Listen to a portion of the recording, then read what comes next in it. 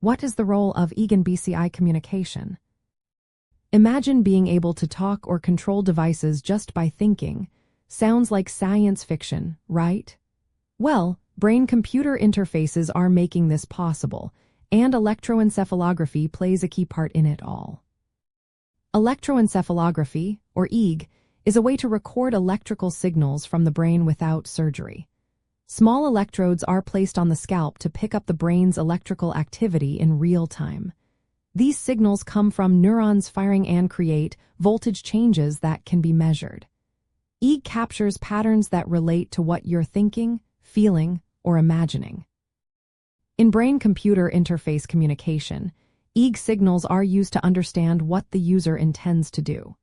For example, if someone wants to spell out a word, specific EEG patterns can tell the system which letter they are focusing on.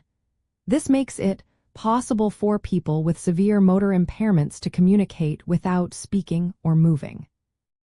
There are different types of signals that EEG can detect for brain-computer interfaces. One common signal is called P300 potential. This occurs about 300 milliseconds after a person sees a significant or rare stimulus, like a flashing letter on a screen.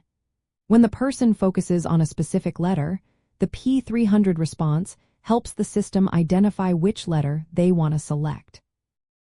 Another signal is called steady-state evoked potentials. These are continuous responses caused by repetitive sensory stimuli like flickering lights. When a person concentrates on a flickering light at a certain frequency, the EEG shows a matching response. The system can then interpret which stimulus the person is paying attention to and act accordingly. Sensorimotor rhythms are also important.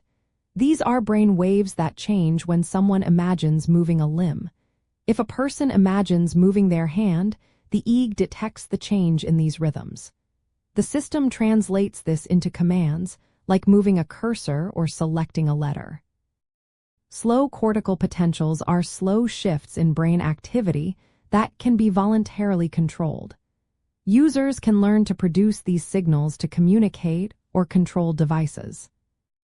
EEG-based brain-computer interfaces are especially helpful for people who cannot speak or move easily. They allow for communication through simple mental commands. Because EEG is non-invasive, it does not require surgery, making it safer and easier to use. The signals can be processed quickly, providing real-time feedback. Many practical devices use EEG for communication. For example, a person can spell words by focusing on flashing letters, and the system detects the P300 responses to select the right letter. Others use steady-state, evoked potentials to control wheelchairs or robotic arms simply by focusing on different stimuli. While EEG-based systems are very promising, they do face some challenges. The signals can be noisy, and each person's brain patterns are different. Training and calibration are needed to improve accuracy. Advances in signal processing and machine learning are helping to make these systems more reliable and user-friendly.